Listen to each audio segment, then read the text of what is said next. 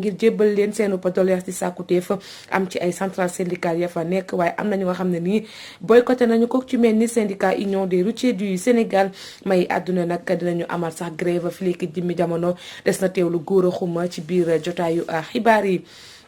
jamono jooju nag association bi ngànk ouvrier ci Sénégal doxantu ba ci buntu Walfadjri ngir rek ñaxtu seenu bëgg-bëgg ñoom ñi nga xam ne nag jamono ji ñu ngi méttitlu kaddu yi nga xam ne di Macky Sall yëkkati na ko te ba tey matalewu ko ci ay jigéen tax nag ñu daal di koy laaxaan si la ñuy sàkku yi tamit bokk na ci financement ñeel nag programme d'urgence bi ngànk emploi des jeunes. ñu ngi waajal nag feetu Korité gi daanaka li ko desati matatul fukki fan ak juróom tey nag la marché bi gën a wéet ñi nga xam ne ñoo di jaaykat yi gisaguñu client lañ ca yëkkati comme rek mbëbët bokk na ci nii wopp geeg coronavirus moo fi ne waaye am na ñu bëri ñoo xam ne ba tey seen xel nekkul ci feet ndax jafe-jafe yi àdduna mbokki dina toftal xibaari ñeel biti réew daal di koy ndar keppeek ab ponk bu ñu yaatal ci feetu 1er mai bi daal di koy jagleel rédaction bu Walf TV mbokki bis mu yaatal xibaaru digg bëccëg gi.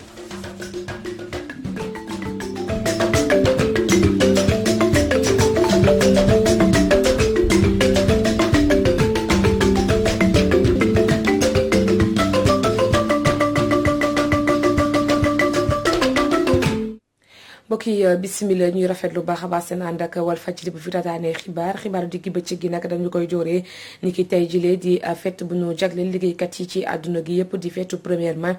fête la goo xam ne nag férié la naam waaye dañu koy fay bépp liggéeykat ndaxte bëccëg la goo xamante ni liggéeykat yi dañ cey ràññeeku ngir rek fësal seen bëgg-bëgg jébbal ko nga xam ne moo di seen liggéeykat fii ci Sénégal nag jamono ji ñuy àddoo ngi di teewlu ñu ngay jébbal cahier de doléance ca palais de la République ak lu ci mën a amee la ne Aminata Samb mu ngi ñuy pàttali solos bëccëg gi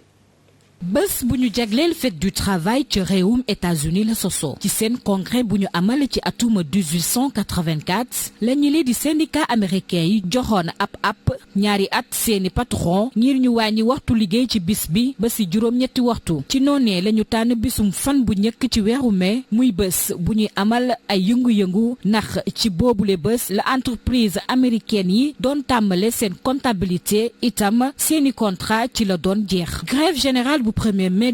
1886 te ñii di anarchistes yi dooleeloon ko bëri woon na lool ay liggéeykat yu ci àndoon tollu woon nañu ci ñetti téeméer ak ñeenti fukki junni ci réew ma yëpp. ca France moom ci atum avril 1947 le député socialiste bi di Daniel Mayer daal di proposé ci ndimbalu ministre communiste du travail Ambroise Croizat ngir ñu def bisum 1er mai muy bés férié te mu bañ a doon ab fête nationale ci bisum ñaari fukki fan ak juróom-ñeent ci weeru avril lañu door a officialiser turu fête du travail jagleel ko 1er mai fi mu ne bés bu ñu jagleel la liggéeykat yi ñu ngi koy màggale ñàkk liggéey ci réewu Europe yu bëri ba mu des Suisse ak Pays-Bas 1er mai dañu koy màggal ca Sénégal ca Afrique du Sud ca Amérique latine ca Russie ak ca Japon ca Afrique nag bëri na ay réew yuy màggal 1er mai ci beneen anam liggéeykat yu bëri ca Afrique bis bi jàpp nañu ko ab occasion ngir mën a jébbal seen mëbët ci kanamu nguur gi ci lu aju seeni nekkin lu ci mel ni yokkute peyoor mi ak yokkute xëy mi. mel na ne Aminata Samb ñu waxtaanee nag ba tey ci feetu 1er mai bi jamono jile nag am na ñu nga xamante ne nii daanaka nee nañu duñu rek dem jébbal seen cahier de doléance ci kanamu njiitu réew Macky Sall ko ci mel ni góor xuma di union des transports union routier du Sénégal ndax ñoom jàpp na ne nag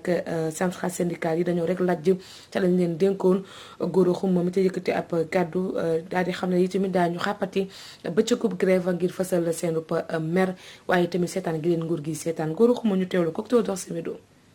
waaye dañoo kontaanul amul ñu benn njëriñ fête bi fête ku koy def mooy ki kontaan le 3 janvier signé nañ benn accord le ministère des infrastructures et des transports moom mu engagé son ministère engagé gouvernement bi engagé président de la république pour ne lii ma signé dama koy appliqué te dara la ci appliqué wut c'est une honte signature léegi fowukaay la bi ngi des UMOA nee na ngi wàññi poste yi frontière ba Dakar 3 postes de contrôle mais ba léegi loolu amul poste yi dañ kaa war a wàññi indi un contrôle efficace réclamé nañ ay aires de repos ci transport de passagers comme transport lourd réclamé nañu ñu respecté convention collective bi liggéeykat yi am ay déclaration au niveau des caisses IPRES ak caisse de sécurité sociale wax nañu aussi nañu teg barème ci wàllu tarif ci tonne kilomètre bu nekk ci wàllu poids lourd yi ndax seeni borom mën cee gis seen bopp wax nañu aussi nañ xoolaat tarif transport de passager bi wax nañ nañu renouveler parquet bi nit ñi dañoo war a faju dañoo war a lekk dañoo war a naan dépôt cahier boo xale bi boo ko déposé tey suba boo nee mbëbës fekk fa cahier ba amul njariñ dama ne nañu xeex moo tax dama wax ne déposé kay caaxaan kese la secteur yëpp pas am lu leen métti kon secteur yëpp pas war a àndandoo def grève bu saf boo xam ne bii dina raisonner gouvernement bi dina raisonner aussi patronat bi une grève générale moo gën waxtaanu gudul jiw du xaaj ay dilatoire rek la ñuy créé di ñu tardeel travailleurs dañoo am ci ñun yaakaar te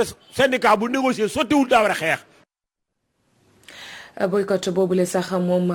goroxuma xamle dafa mel ni nag saful ñenn ci seen centrale syndicale yi ndax jamono ji ni àddoo ngeen di teewlu ñu nga ca palais de la république ngir jébbal seen i cahier de doléance ay bataaxal la yoo xam ne dañ cey def sàkkuteefu liggéeykat yi waaye tamit fa la ñu bëgg jëmale Sénégal ci jàppale bu jóge ci njiitu réew Macky Sall ci ay yokkute seenu papayor wala sax indemnité ak lu ci mën a am rek ñu ngi xaarandi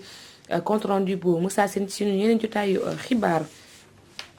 feetu premier mai gi association bi ngànk ouvrier yi ci Sénégal àddoon naa ko ci njalbeen ga ñu ngi rek métitlu bu baax a baax lu jëm ci politique de l'emploi ak lu ci mën a am ñoom doxantu nañu ba ci buntu groupe Walfadjri ngir fësal seen mel ñoom ñu nekk ci secteur informel bi la ñuy sàkku nag mooy ay financement lu jëm ci seenub koppar ngir rek mën a am liggéey bu mucc ayib ci programme d'urgence pour l'emploi bi la ñu ko yaakaar Amadou Maktar Cissé ñu teewlu ko Fatou Bintou Diouf. ñul dañu def benn constat dañu foog ni ñul bokkuñu ci réew mi kenn considéré wuñu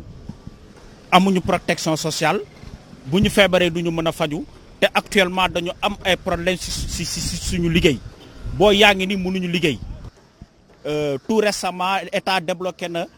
35 milliards pour financer le secteur de l'artisanat mais benn si ay ouvriers du secteur informel amuñu. Tout récemment débloqué nañ 400 millions pour jokkoo les conducteurs de moto Jakarta ñi bàyyi les ouvriers du secteur informel ñi nga xam ne ñoom ñooy maçon ñoom ñooy tabax réew mi ah donc est-ce que loolu lu jaadu la ah donc tey kër buñ fi tabax maçon yee ko tabax ah ku fi dugg si kër maçon yee tabax kër jox la amuñu terrain amuñu protection sociale amuñu dara ñun dañoo bëgg loolu mu dakk ci réew mi nous sommes des citoyens dañu war a jox suñu gëdd ci réew mi te actuellement état mi ngi lancé un programme pour financer les jeunes ñu ngi demander à ces structures là telles que la DER l'ANPEJ nañu ñëw si suñu association des ouvriers du Sénégal pour financer des jeunes parce que am nañu ay projets. kii nag ab artiste plasticien la moom Mbaye Babacar Diouf lay wuyoo daal di nag amal exposition bu am solo fas yéene ko rek taaral ci benn fan ci weeru mai gile ngir rek fësal liggéeyam loolee nag mu ngi ko teg ci taarixu diine gannaaw bi mu amalee œuvre bu am solo boo xam ne nii kurus la waaye na ma ko defee ci wàllu art am na solo lool tax Pathé Meng dem gëstu ko ñu teewlu ko. tolluwaay bi ci sa diggante ak sa borom loolee dafa am solo ngir doomu aadama bi mën a dund ci anam yamu waree noonee la ko Mbaye Babacar Diouf xamee di artiste plasticien waaye it nekk professeur bu art plastique moom Mbaye Babacar di amal exposition ñu jàpp ko ci thème bile. exposition bi maa ngi ko tuddee perle de lumière donc exposition benn kurus lay exposé fii benn kurus Tidiane bu def environ 700 kilos de bronze. bu weesoo toppatoo bi doomu aadama bi war a am ci jaramam am na it beneen toppatoo boo xamee ne que moom la war a am ci digganteem ak boroomam loolee waral Mbaye Babacar di wax ne que ñi di askan wi war nañu bàyyi xel ci wàll wi. donc maa ngi ciy liggéey depuis lu ëpp ñaari at donc c'est tout juste pour wax ci wàllu spiritualité parce que pour man doomu aadama dafa war a am spiritualité dañ ko soxla souvent dañ koy fàtte nag waaye yaakaar naa ne spiritualité moom ku ko amul rek sa àdduna du jag sa àllaaxira du jag. kurus nag symbole la buy symboliser loo xam ne doomu aadama yi moom la yittewoo dox dem ci boroomam di mën a yëg boroomam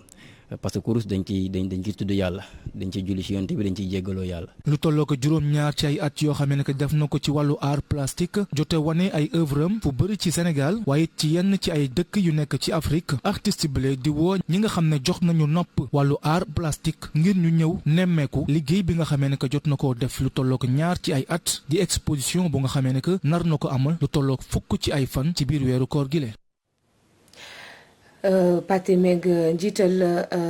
aar sunu moomeel ngir wax leen ci xibaar daal dinaa nag yàq lu mel ne xamee kilifa yi nguur jàpp ne nag dañuy yëkkati ay kàddu yoo xam ne dafa waroo rek gàll ci ndodd yi baykat yi tax nag ñu ne loolee du rek taaral ñi nga xam ne ñoom ñoo nekkee ca kaw ga moom Bassirou Ba moo xam ne ni mel ne sax dinañ jébbal plainte gàll ko ci ndoddi Moussa Baldé jëwriñ ko dégg wàllu mbay mi gannaaw moom yëkkatee kàddu ne campagne njaayum gerte gi lépp yemb na te dara du ca dëgg ñu teewlu ci Alxasan Ba. ci janoom ak wéy taskatu xibaar yi njiital aar sunu moomeel daal di weddi nguur gi tàmbalee ko ci ministre bi ñu dénk wàllu mbéy mi naan campagne ren bi ci wàllu jaayu gerte dox na nee na loolee dara amu ci. baykat gisul boppam ñii huiliers yii gisuñ seen bopp mënuñu d'accord ne campagne dina jaar yoon ñii nga xam ne ñooy exporté toog ba téye ñu koñe leen mënatuñoo génne li ñu waroon joxe ba tax baykat bi loof ñu ne kon loolu baax na mënta nekk. mënuñu d'accord ci Sonacos bi nga xam ne tey wax nañu ne moom moo fi nekk société nationale Sonacos boobule mu ngi dàq fii ñuy wax ak yéen lu ëpp 200 nit. ba tey Bachir Ba ne ñu ngi ñaawlu bu baax li nguur gi di yootal mooy jox Sonacos rek muy mën a jaay gerte gi nga xamante ni baykat yi ñoo ko moom ñi jóge biti réew ak ñeneen ñi koy soxla. te waxaat na nee na dana fexe ba Sonacos képp ku fi ñëwati foo mën a jógee di ñëw pour nga am gerte ci mim réew. ci Sonacos ngay jaare maanaam moo jaar diggante baykat yi ak ñi war a soxla suñu gerte jëm bitim réew loolu ñu ne bu naree am président na xam ne dina gis lu mosta gis ci monde rural bi. moom Bassirou Ba Tukulóoru Baye teg ci ne ministre bi bu génnut tuub ci kàddu yu mu yëkkati woon naan ciment bu jeex bi baykat yëpp ay tabax daañ ko ci yóbbu fu mbax na doone benn. ma koy wax ne na retiré na weddi na génn ci baat yooyu mu wax directement. sinon boobu ak suñu moomeel dina def plainte jëmale ko ci moom boobu le ministre di agriculture Moussa Baldé mais leen la ay kàcc la dañu ne fii di nax nit ñi di def leen neex pour seen bopp loolu dafa doy ça c'est fii. li ñuy sàkku ngir rek ñëpp mun a nekk ci jàmm mooy ñu bàyyi baykat ya képp bu ko am gerteem mën ko jaayal boppam ca njëb ba ko soob bu ñu bañee ay jafe-jafe di am saa su ne. Kaolack Alhassane Ba Yaya Gissé Walfadjri. Alhassane Ba ñu ubbi nag xët gi ñu jagleel la weeru koor gi li ñu nemmeeku nag mooy ne ñu ca bëri ci ay seeni habitude dañ koy rek daal di coppi rawatina nag waxtu nelaw yi ñu ci bëri dañuy farataal rek di veiller ci guddi gi yëpp ngir rek bëccëg gi ñu mën koy nelaw ba heure ndogu jege si ñu taseel nag daanaka rafetlu wuñu ko benn yoon ne loolee bokkul ci charte yi nga xamante ni lislaam tëral na ko ngir koor gu mucc ayib Njake Mbay def na ci ab gëstu ñu teelu ko. jikko yu bari di soppeeku ci weeru koor ndaw yi taamu di nelaw bëccëg bi après ba ñu xoolee guddi gi yépp muy jëf ju fàllu yaakaar ni ñàkkum liggéey gi moo ko waral. moom ku nekk moom ak noo koy kooree rek yow mun nga ko kooree tëdd am na ñoo xam ne bu ñu nekkee ci liggéey la ñu gën a mën a woor ku nekk ni ñu koy dundee rek. nekk sama waar dem dóori wala boo tëddee amul benn chance fa nga dem dóori wala. góor gi ñu dajal moom jàpp ni ndaw ñi ngir bañ a wax lu seen yoon nekkul moo waral ñuy jëfee noonu. def nag da ngay nelaw parce que koor moom génn mënoo taxaw toog boobu ngay toog nelaw sax moo gën ngay génn xëy ni di wax waxu jàmbur wala dugg ci ay détails yoo xam ne da ngay waaru daal man daal su ma sañoon daal nit ñi tëdd nañ leen bàyyi rek ñu tëdd ñu xam ne tey koor gi noonu lañ mën a def. Modou moom di ñu xamal ne que jëf ji àndul ak woor. weeru koor moom dafa laaj nga xadd nelaw ba fajar wala boo xaddee ba pare ci nodd gi nga ànd ak nodd gi nga julli fajar boo jullee fajar ba pare mun nga toog tëdd wala mun nga jóg sangu dem liggéey soo liggéeyee ba heure julli jot da nga war a dem julli ndax weeru koor dañ ne la moo julli ñoo ànd kon c'est pas normal ngay tëdd nga xadd rek tëdd ba heure doog ngay doog a yeew loolu du yoon loolu wooroo da ngay xiifal. ci weeru koor jikko yu bari dañuy soppeeku ñenn ñi taamu si di tëdd après xëdd yeewu avant ndogu waaye jëf jooju ñi ñu dajal yépp jàpp ne àndul ak weeru koor. keneen sax jàpp na ne àndul ak weeru koor di imam bu mosquée Khadria ci diwaanu Sandaga imam Abdou Ahad Silla moo xam ne ni mel ne nag su fekkente ne da ngaa woor ñaar nga war a def jàng alxuraan julli wala rek nga daal di dem liggéey daani sa doole loolee rek mooy mën a tax koor gi mucc ayib moom ñu teewlu ko ak Ndeye Anta Dieng. loolu daal gënul ci lislaam de lislaam daal li ci gën mooy boo wooree bu mu la tee def benn activité ci say wàllu liggéey say jaamu yàlla itam war nga koy matale waaye boo ci manqué dara day mel liñ la teg da nga koo mënut te yàlla du teg kenn lu mënut loolu daal moo gën li ci gën daal mooy def li nga daan def te mën ko moo ci gën. maandu mën ngaa def leneen lu dul lool mën ngaa jàngal xuraan mën ngaa tudd yàlla mën ngaa def lépp mën nga ko def lislaam du la teg loo mënut lim ñu teg lépp lañ mën moom koy xanaa ñàkk a ngi matale waaye matale gi moom war nañ koo mën ngaa nelaw mais ab diggante rek nelaw moom duñ ko bañuñu ko waaye nag diggante la war a nekk. asalaamaaleykum wa rahmatullah. gannaaw ba Korité bi desi daanaka ñaari ayu bés rek képp ngir ñu ndar képp ko xalaat nag feetub Korité jamono jooju la nag la ñuy nemmeeku tuuti ci ay doomi aadama ci marché yi jaaykatu si nag nee na ñu gisaguñu client yi ñu bari xanaa di xaarandigum fileeg muy gën di jege la ñu biral nag mooy ne jafe-jafe àdduna moo ko waral ak ñu bari tamit duñu tal feet bi leen ndax wopp geek coronavirus yi Adama Diallo ci gëstu. bu Korité bi di jub si ñu bëri dañuy wutali marché ngir jënd luñ sol jamono yi mbas bi tax na ba gis lii di client jafe na lool bu ñu sukkandikoo si la jaaykatu tissu. waaw bon Korité bi moom ñu ngi koy waajal comme il le faut quoi comme d'habitude mais sant yàlla quoi affaire yi moom tane na par rapport ak xëy na daaw ren tane na tuuti te boo xoolee tamit li muy tane yëpp mooy sa xaalis ba nga dencoon as néew rek nga génne. defaat ci pour dawaat dépense rek ngay daw quoi amatul bénéfice comme avant quoi. waaw ren dafa mel ne moom moo xaw a tane tuuti waaye dama daan wax ne daaw ak ren ñi ci liggéeyul ñoo bari daaw ak ren ñi ci liggéeyul moo tax ren boo moytu sax mooy gën a naqari ak daaw. bu njëkk ñu ngi koy kii ñu ngi ci kawam de mais kii laay moom ñëwuñu wax rek ñu ñu daan ñëwee bu njëkk parce que heure bi da daan fekk fii doo am foo mën a jaar. comme ay val brodé wala gazon bi wala til définition bi toujours les voilà. ay gars yoruñu xaalis moo tax lu yëpp rek la ñuy wër. yëre yu oyof yi lu si mel ni voile brodé soit la jëndkat yi gën a tàmmu ndax yomb te njëg bi. waajtaayu Korité bi gis nga ko marché bi nii mi lépp a ñu na teg ndax li tax ñu na teg ak Covid bi moo tax. ak si légère yi xam nga sa poche fu mu toll rek moom ngay daal di yóotu waaye doo yóotu loo xamante ni amuloo ko dala indil ay jafe-jafe. comme voile brodé yi rek moom lañ tàmm ak choix yi di ko légère rek. ñaari at si ren wàccaay Korité bi di tombeek ñàkk xaalis ndax Covid 19 li si indi ab coppite jaaykat yi daal di jaaxle ndaxte Korité bi bu desaan fukki fan ak juróom marché bi day xumbu lool njaay mi di dox bu baax. ab gëstu bu yaatu lañ leen jagleel ci feetu premier mai bi rédaction bu Walf TV di leen ko jagleel ci xool ak ceytu central syndical yi naka la noonu waajalee premier mai gi waaye ren ji leen nag célébration ba doy fay daal di wuti ndax feet gi dafa rek tombeek jamonoy mbas ci jamono jooju leen nag Covid 19 bi laal na ci secteur yu bëri ba laalaale sax liggéeykat yi ndax ñu ci bëri sax daan nañu ca dékku ay dàq-dàq yoo xam ne ni teguñu ko ci yoon ñenn ñi yóbbu leen chômage technique central syndical yi nag ñoom jàpp ne koom-koom gu bëgg wàcc wartu mën a tax ñuy toroxal wala di salfaañe nekk du ñi nga xam ne ñu di liggéeykat yi ci Sénégal te ñoom yor seeni njaboot wala leen a jàppale ñu teewlu ci leeral yi ak xoxaan donc mi ci def gëstu bu yaatoo yaatu. mbas mi di Covid-19 faat na lu ëpp junni doomu aadama ci réewum Sénégal ak ñeent fukki junni malade yoo xam ne jot nañoo tëdd ci lalu hôpital yi wala sax seen kër waaye itam tax na ba liggéeykat yi dund ay jafe-jafe yu tar ci atum 2020-2021 jile doonte sax njiitum réew mi Macky Sall yëkkati woon na ay kàddoom ci ndorteelu feebar gi ngir rekk dànkaafu entreprise yi ngir ñu bañ a dàq liggéeykat yi buñ sukkandikoo ci jawriñ gi ñu denk wàllum xëy mi fukki ju nekk juróom benn ci ay doomi aadama ñàkk nañ seen liggéey ci diirub mbas bile loolee nag doon ab situation boo xam ne kuréel yi xeex ngir àq ak yelleefu liggéeykat yi ñaawlu nañ ko lool. anam ñu ñu licencié muy anam bu doy waar bu ñu mësul gis dëkk bi parce que dañuy naan licenciement économique am na nu ko loi tëralee te loi bu mu ko tëralee ñun dañoo gëm suñuy loi dëkk donc mun dañuy wax ne dëkk bi dëkk yoon la parce que mënuñu comprendre ki nga fat nekk ci benn dëkk yoon ñoom ñu jalgati yoon parce que tey dañoo jalgati yoon ñun yuuxu bu ñuy yuuxu rek du question licenciement bi pandémie am na xam nañ ne pandémie am na dëkk yu bari yi nga xam ne am na ñu perdre seen emploi mais ci kaw nga teg ko ci yoon mais nuñ ko defee moo ñaaw déjà ñun toog nañ ay at lu ëpp liggéey ñu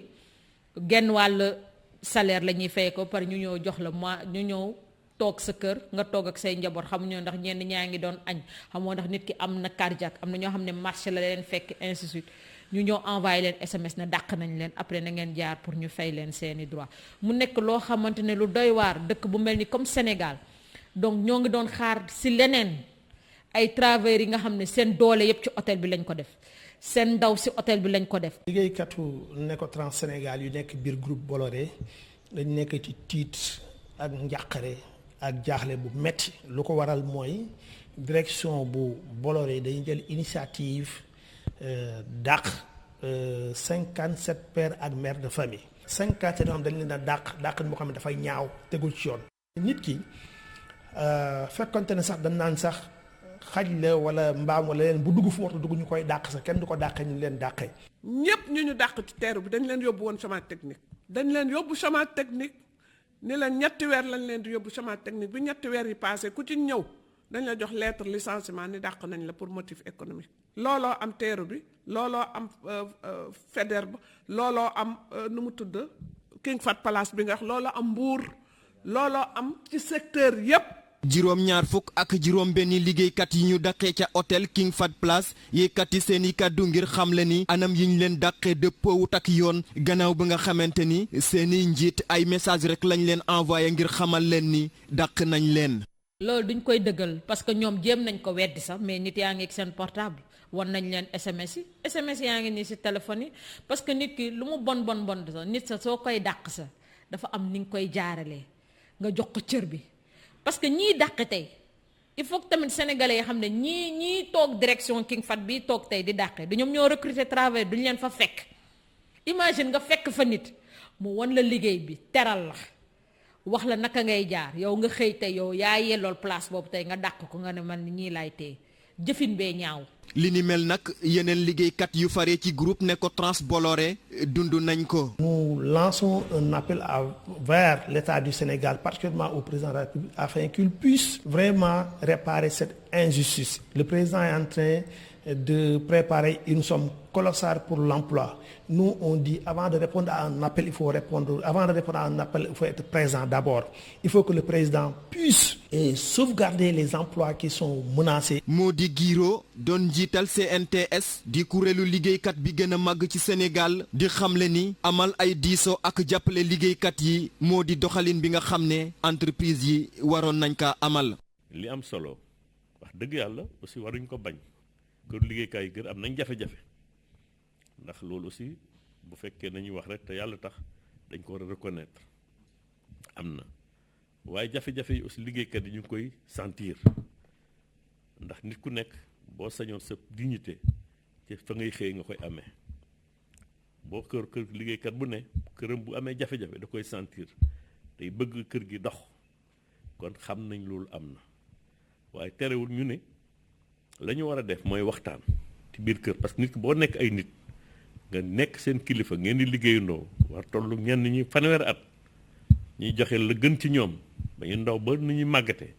nga xëy daal di neen jafe-jafe am na rek ful malakan loolu dañ ne rafetul bala nga naan ful malakan liggéeykat yooyu da nga war a toog ak ñoom waxtaan ak ñoom seet jafe-jafe yi ti jekk ak teraanga fii lañ toll parce que duñu ay dof ay liggéeykat lañu ñoom ñu waxtaan parce que même yoon maye na loolu da ngeen war a waxtaan ak ñoom ñooy yore seen baat liggéeykat yi ñu yore seen baat mooy délégué yi syndicat bi lii kat am na nan la ñuy def ñu jox la ay xalaat wut ay pexe ci waxtaan bu sell ne bu ñu defee lii kat bu ñu defee lii bu ñu defee naa kër gaa ngi jafe-jafe tey ñoo wàññi waxtu ñu doon liggéey daañu la ko jox tey ñoo seet ndax ñi doon liggéey tey ñeneen mënu bu ñu liggéey tey ñeneen mën na ñëw liggéey suba xam nga lañu doon am dana wàññeeku toujours waaye ñu ngi xëy kër gaa ngi dox te loolu liggéeykat dañ koy nangu wala tey ñoo fexe ba bu fekkee ni lii mënuñ liggéey ñu jéem ko def formation ñu dem tàggat ñu ndax bu mbir mi jeexee ñu gën di mën def tàggat nañu ci lu bari ñu mën ko def donc ay solution am na donc dañu ni bala nga naan nit ki rek mbir mi am na ko dàq naa la parce que amatuma xaalis dañ ni xam ni waxtaan trouver solution mën naa ne ndax mbas mi solidarité lañ ci soxla ak dialogue social en interne. li ñu gëm mooy état bi war na continuer di jàppale entreprise yi war na continuer di jàppale liggéeykat yi. mu yore kaddu liggéeykat ya nekk ca King Fahd Palace Véronique Ndour di àdduni kaddu ya seen direction yëkkati ne amatuñu koom loolee tax ñuy dàq liggéeykat yi dëppoowut ak li am. est-ce que loolu xel mën na nangu ne yow nga ne yow da nga yore problème mu xaalis problème mu koom fu mu nekk nii yow mënatoo yow soo mënatul noo mën a def ba dajale ay centaine de millions nga ne pour fay ñi nga dàq mais centaine de millions yooyu mënoon nga ko téye ci kër gi pour kon ne leen di leen di fay au moins nga xaar situation bi décanté wu. donc tey jii nii ñun nu ñu ñaawoon jort moo am moom mooy licenciement bi du côté économie mais côté règlement de compte la te loolu suñu syndicat yi wax nañ ko te dafa leer tey année yi nga toog yëpp milliards yi nga récolté yëpp ci année yooyu anañu yow mënoo xëy rek yow nekkoon ne bitik loo am rek jaay li nga am comme bénéfice rek da nga koy dem taal ñëw toogaat ne maa ngi xaaraat leneen di ñëw dafa mel ni tey King Fahd loolu la def. syndicaliste yi nag àddune situation gile tax na ba liggéeykat yu bëri di dundee jamono jile njaqare gu mag. lox dàqin bi ñaaw tiis mooy nit kuy liggéey joxuñu la préavis nga xëy ñu woo la 15 heures. ne la jaaral direction affaire te concernant nga jaar direction jox la sa lettre de licenciement ne la bu la 17 heures fekk ci biir kër gi mais xoolal boobu impact psychologique moral bu mu mën a posé ci ku doon xëy chaque jour gàddu saagam di liggéey pendant 21 ans ñii 15 ans ñii 18 ans ñu xëy rek ñu ne da ngay toog sa kër mais loolu rek jàqare ak kiis boobu rek mën naa feebar nit loolu mën a tax ba nit ki jaaree fa ñàkk bakkanam wala leen ak leen mën si xaj. choc psychologique la parce que am na ñoo xam ne tey ça les a affecté psychologiquement am na ñoo xam ne tey yàlla def na lu gën si ñoom parce que tey am na ñoo xam ne am na koo xam ne moo ngi woon ci liste ba mais peut-être est-ce que moom yëgoon na ne dañ koy dàq mu jaaree noonu yàlla def lu gën si moom xamuñu peut-être que si choc boobu mu am noonu te peut-être tey moo ko yóbbu ñun xamuñu mais tey jii nii li am na yooyu moo ngi nii soo leen xoolee liste licenciement yi da nga fay gis kooku noonu travailleur boobu bokkoon foofu. fanweeri at gannaaw bu mu nekkee King Fahd Place kii di Fatou Diédhiou Tamba doon kenn ci ñi ñu dàq di fësal naqar gi muy dundee. situation bi xanaa metti rek metti ba fu metti yem parce que ñun on s'attendait mosuñu toog ba suñu dund ba xalaat lu mel ni dina am dëgg la lu mel ni am na te ñëpp la bett muy feebar bi. mais balaa feebar bi di am ñun mosuñu woon xalaat ni ñun. même ak feebar bi am ak situation nu mu mun a mel Sénégal dinañ ñu jénnee bedd ñu comme ñun duñu ay liggéeykat yu bokk ci Sénégal parce que loolu lañ ñu woon waaw te wax dëgg yàlla ouverture hôtel ba léegi ñun ñu ngi hôtel ouverture ñun ñoo ubbi hôtel bi ñu ngi ci 30 ans ñun anciens ñun ñoo ubbi hôtel bi boobu oto sax amul dañ daan wàcc rond-point Almadies di dox ba King Fahd ba Méridien président sax fa lañ daan dox sommet bu dul sommet Guinée def nañ ko ci hôtel bi boobu ñun tolluwuñu nii sax boobu ay xale yu ndaw lañu. ki ñu fa jëlee te ñun sax gëmaguñu ni jëlee nañu fa ku ñu fa bëgg a jëlee dafa di loo xam ne ñun daf ñu jaaxal parce que ci personnel bi ñun ñoo ne woon comme tubaab bi day dem nañu jël kii bi comme Ablaye Wade nu mu ko defee jël sénégalais teg fi ñu proposé ñu ne amul problème comme sénégalais la na ñëw parce que ñun déjà ñun amoon nañu expérience boobu ñun daan nañu liggéey ay heures yoo xam ne. dinañu liggéey xëy 7 heures ba minuit doo toog sax pour lekk mais daanuñu ko sentir ndax ambiance bu fa nekkoon. waaw xam nga liggéey boo gis rek am na retraite te waxtu retraite bu jotee da nga war a dem retraite nga xajal xale yi loolu ñun sóoraale nañ ko mais manière bi moo ñu metti parce que ñun tey buñ fa dese woon ñaari fan sax ñu jénnee façon bi daf ñuy naqari. waxtu ma laak ñun dese nañu lu mat ñenn ñi 1 an ñenn ñi 2 ans ñenn ñi 3 ans ñu jénnee la façon jénne bi nekk nii ba pare tax dolli justificatif seen jénnee bi mooy compétence ñu fa des ñoom par compétence lañ leen jëlee te compétence bi ñun suñ lu ñu gis même ñu fa nekk sax ñoom xam nañ ni ñi nekk ci biti ñooy compétent parce que ñu fa bàyyi genn wàll ju ëpp ñu fa bàyyi ñëpp ñun su ñoo leen commencé jàngal mokkalaguñu sax ñu jénnee ñu teg leen fa ñun loolu moo ñu jaaxal man loolu moo ma metti li yokk naqar bi nga xam ne liggéeykat yi leen ñu ngi koy dundee moo di li nga xamante ni rek ni jàpp nañ ni nguurum Sénégal def leen bàyyeeg seeni bopp. état bi dégluwuñu état bi ñi muy déglu moo di ñeenti centrale syndicale yi mu wax ni ñooñu ñoo fa toogal travailleurs yi. ñun nag li ñu war à notre niveau def nañ ko mooy bind nañu ministère bu Samba Sy mu yor wàllu liggéey bi bind nañu